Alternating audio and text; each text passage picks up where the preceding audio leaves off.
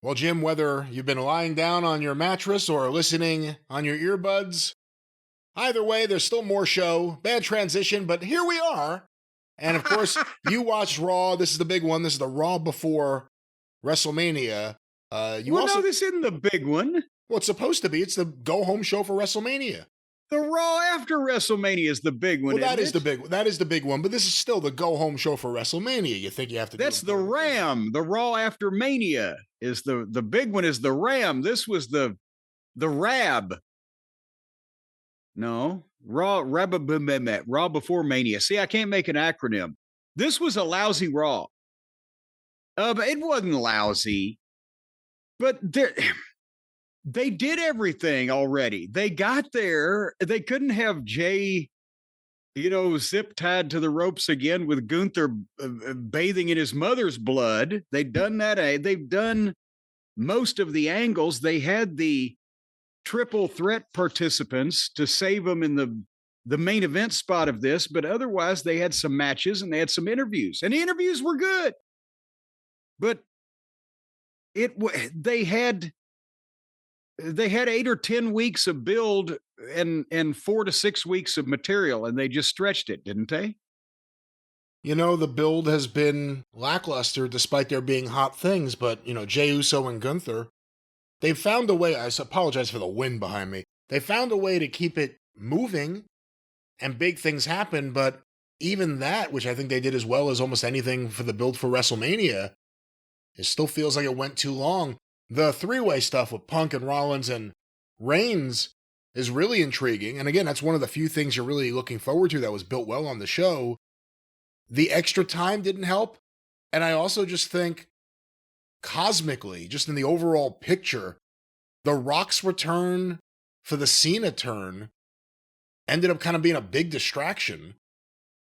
And I don't know if that's the specific point, but it feels like the show is kind of, I don't know, the direction doesn't feel as direct as it did for a while. The direction doesn't feel as direct, but they were in Sacramento,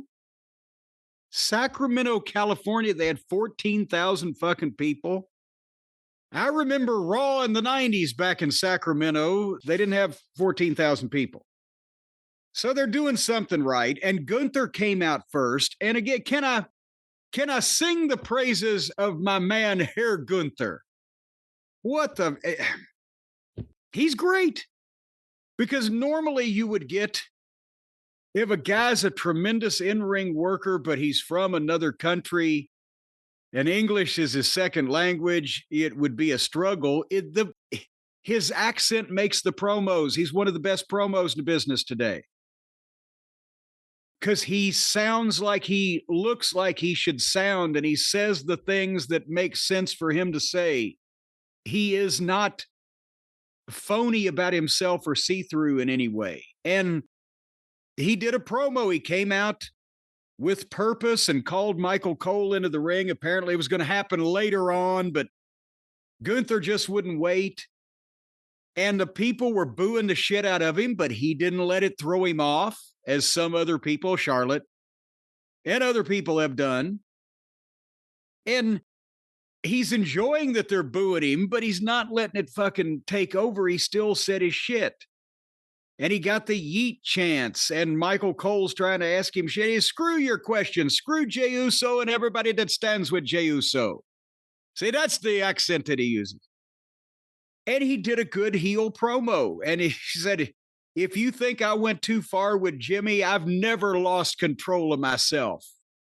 I've always been in control. I love taking a bath in your brother's blood.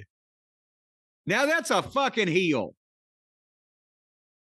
It was a great heel promo.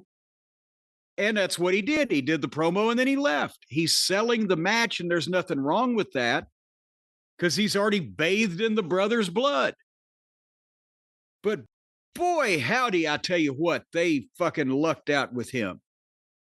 With him and Drew McIntyre, Punk and Seth and Roman's issue and Jacob Fatu, Braun Breaker, and a couple of other things, you can see that they've got shit not only set up with stars now, but stars that are going to be stars for a while. and they're worth watching. Except not for 3 fucking hours. It's a long time. That's the issue. Every time that on Netflix, they go to a break, I try to fast forward. I'll fast forward 3 or 4 minutes. I'll come up in a commercial. I'll fast forward 2 or 3 minutes. I'll come up in a promo spot. I'll come up in a travel log. I don't know what the fuck's going on. Did you have any comments about that before we move on to hear the response from the other side of this match? No comments other than I agree with you. I think Gunther, his accent helps. His facial expressions are a big help. He gives off an arrogance that seems like it comes natural. And good promo. But at the same time, there's and before we get to Jey Uso, as a matter of fact, Gunther is a great heel, and everything he does is so natural and so genuine or whatever. I've never met him, but I've never heard a bad thing about him either. I bet you he's a nice guy. Because there's 2 kinds of heels. There's the kind of heel that knows how to be a heel, and there's the kind of heel that's a heel just because he's a fucking dick. And here came Logan Paul later on in the program to confront AJ Styles. And they showed a great, did you see the video they did on him? Did you see this part? I did not see the video, no.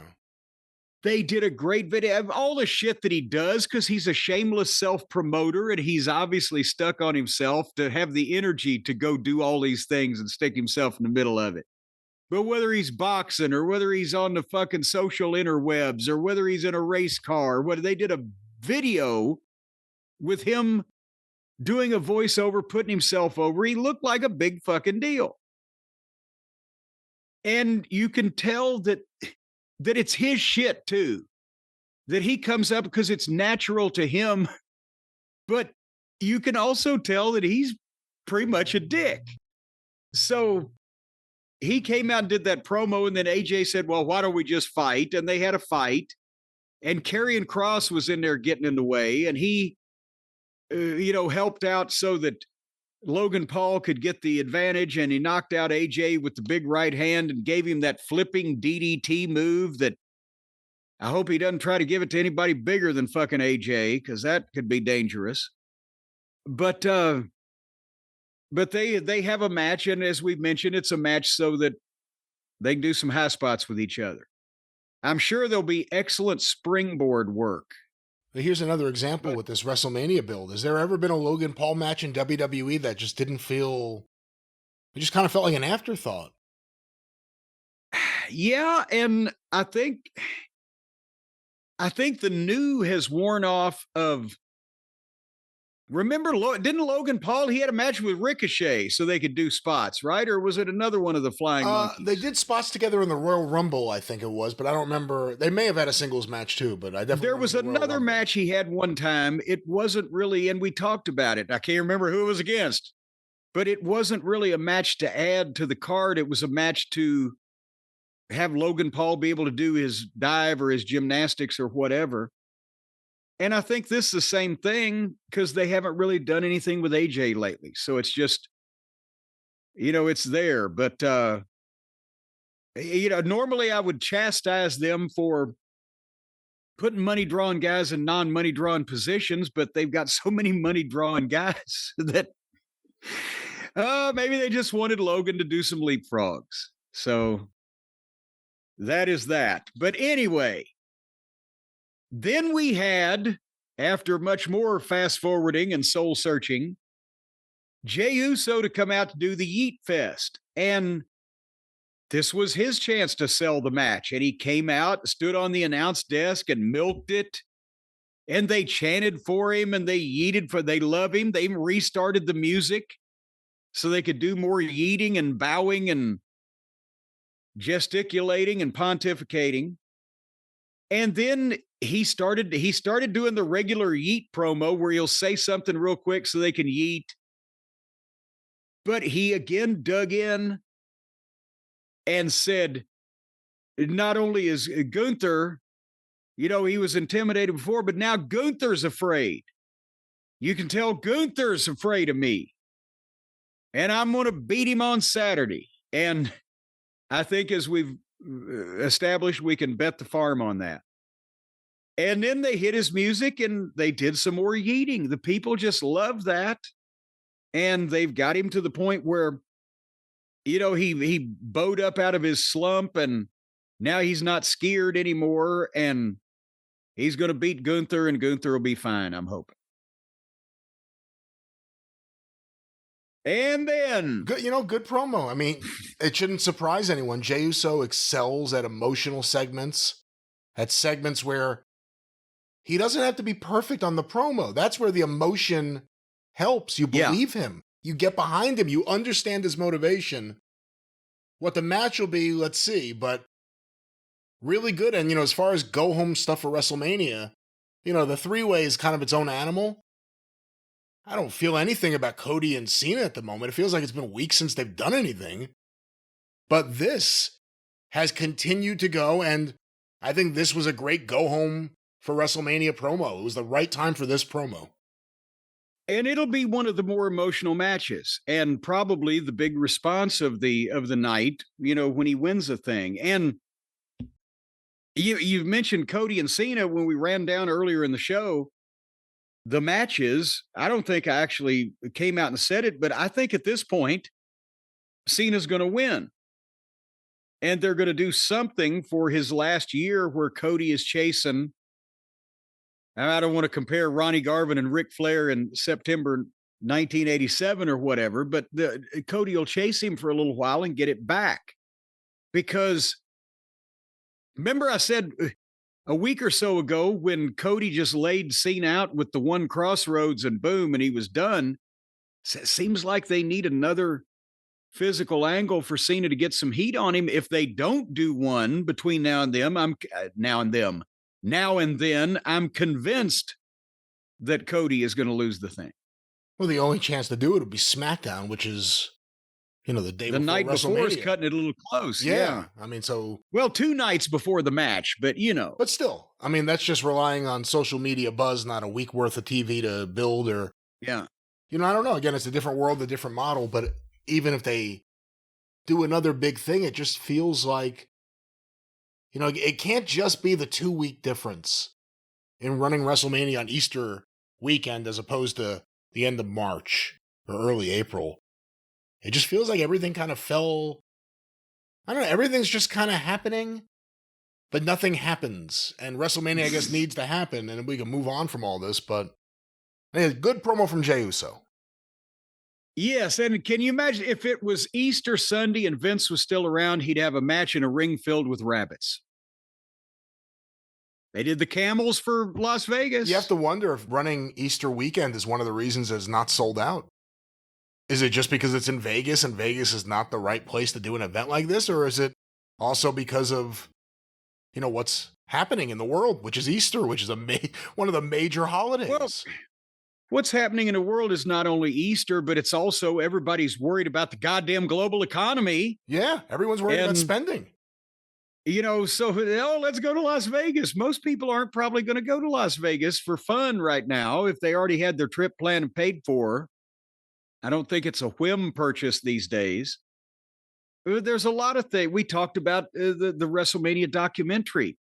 Las Vegas is traditionally a city for major events, but it's never until the modern era, the last, 20 years, done huge crowds for wrestling. And this is the ultimate huge crowd for wrestling. And it's in the middle. You can't drive there from almost anywhere. So, and the ticket prices, I'm saying they're doing fine. We're not going to have any benefits for them, but they're not going to do 100,000 people a night in Las Vegas, no matter what the ticket prices are, if everybody's got to fucking take a plane.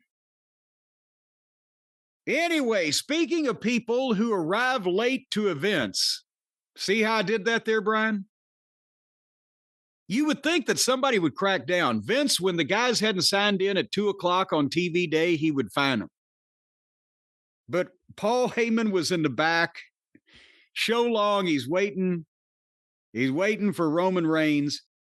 And then finally, we're 2 hours into the program, and Roman isn't there. Paul's sitting back there, and Punk comes into the frame and sits right next to him. And he says to him, "I've never seen you look so stressed." And you see behind them as they're sitting there, an SUV is pulling up, but Paul and Punk don't notice it. And Punk says, "Look in my eyes. What do you see?" And Heyman goes, "A cult of personality."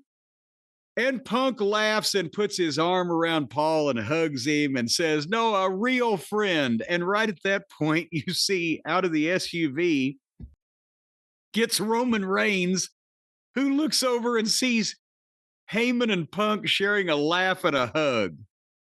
And he gets the fucking stink face. And Paul turns around and looks and shits himself. And Roman starts walking toward the gorilla position, and Paul's following him. My tribal chief, my tribal chief. And out comes Roman into the arena. And Paul's behind him, but Roman's giving him the over-the-shoulder stink eye, like, "I won't look at you." And they get in the ring, and Paul's got the microphone waiting for Roman to gesture for it as he usually does. And Roman walks by him and bumps into him and gets another one from the production assistant at ringside. And right in front of Paul, he says, "Cucamonga, where are they? Sacramento, acknowledge me." The whole world can hear that. You never betray your tribal chief. Some people would betray me.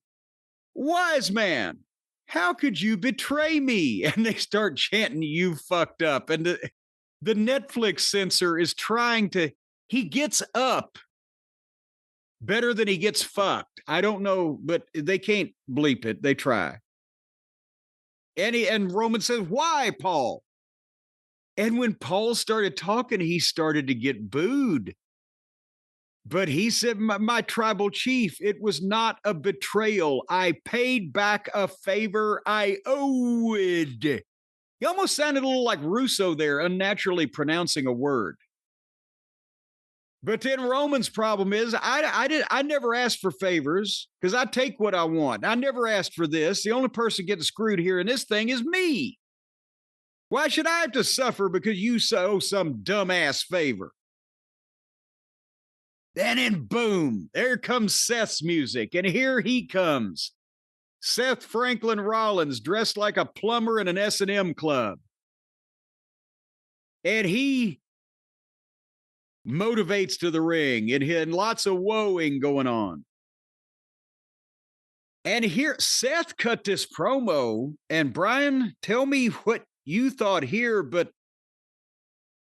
I think this promo that he cut is not what the people wanted to hear, because it didn't particularly get over or wasn't really gripping. It was all about how the winner will determine the future of the industry, and it can't be Roman and it can't be Punk.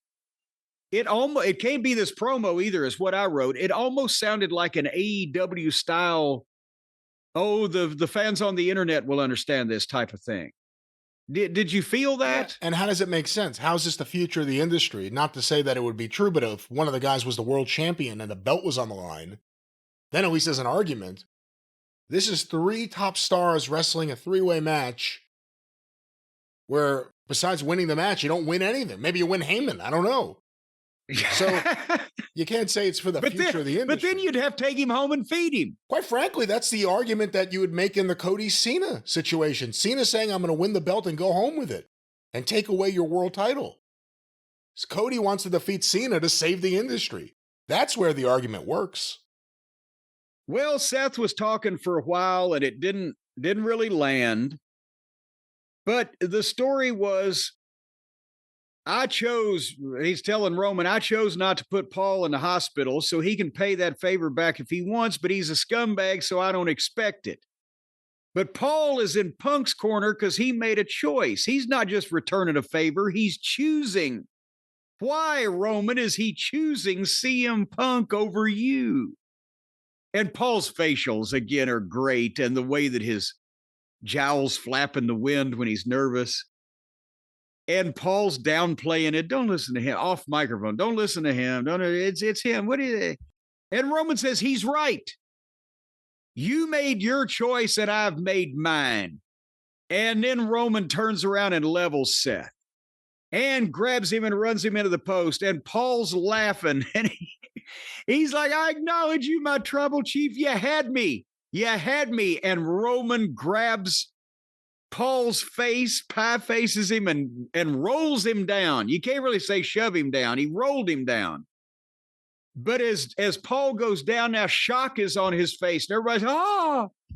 And suddenly, like Mussolini to save Paulie, here comes Punk. And they're down to 2 minutes left right now. So they get in a fight. Boom, boom, boom. And Punk clotheslines Roman over the top and then goes to check on Paul, but doesn't realize that Roman has slid back in the ring. And when he turns around, Roman spears Punk and he gets on top of him and is beating the shit out of him. But Seth has a chair and nails Roman Reigns in the back with the chair like he did years ago with the Shield situation. And then he gave the curb stomp to Punk and he gave the curb stomp to Roman and stood there over them as Paul was mortified. And so we still don't know what the fuck might be going on here.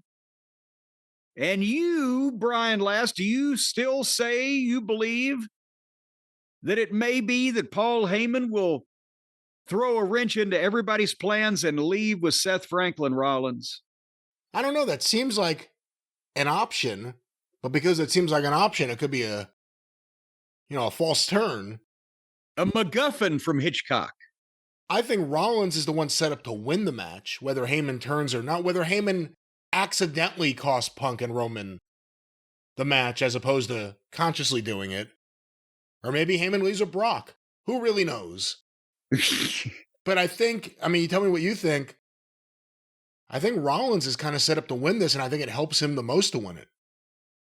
I'm starting to go along with you because most people would have probably discounted that at the start of this thing, and it may be now the way to go in the end. But everybody is still technically a babyface, even though they have their own issues with each other. And I think whoever cracks and actually does something beyond the pale will get a ton of heat out of this. And it doesn't make sense to turn Punk heel, and it doesn't make sense to turn Roman back heel so quickly. But Seth, it might not be a leap. Well, with Roman, though, he's not really acting like a babyface. And I understand sometimes, as a heel, you stay a heel, and that's what makes you a babyface. Yeah, he's got to. He can't change most of the things he's doing right now.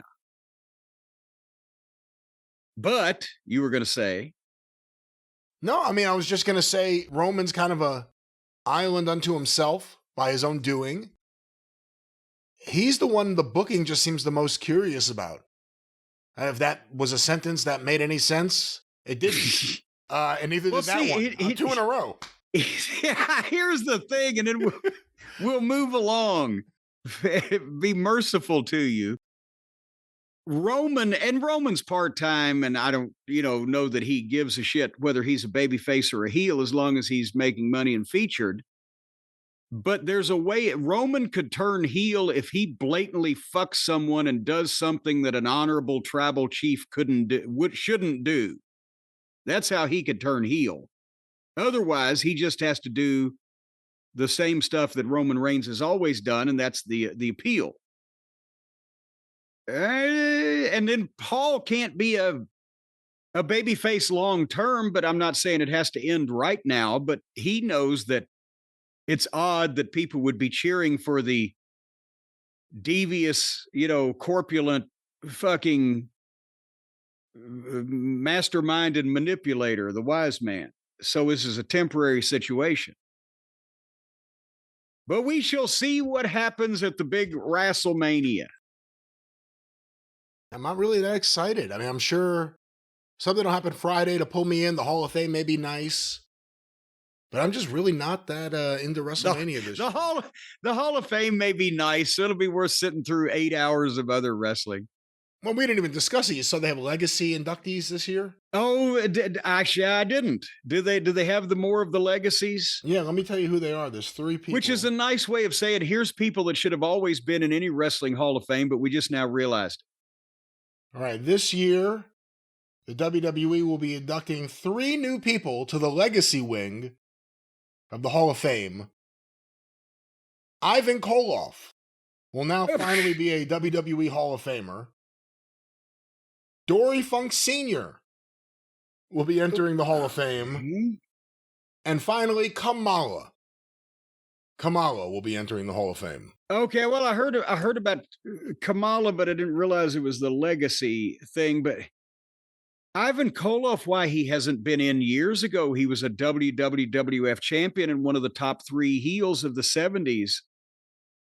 That's been curious for a while. Dory Funk Sr., not that he doesn't belong in any wrestling Hall of Fame, but where did that come from for the WWE of modern day? And Kamala, they couldn't give him a regular induction. He's from the 80s, for God's sake. Coco Ware had a regular induction. And if he has family, I'm sure the fans would love that. If Kamala's family came out there to talk about what the business meant to their father or their family member.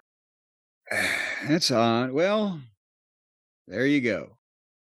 I mean, they just had Dory Funk Jr. at an NXT show. So they saw him and they said, Dory, we want to induct your father in the Hall of Fame. You don't have to give a speech or anything. You don't even have to show up. Stay here with Marty. No.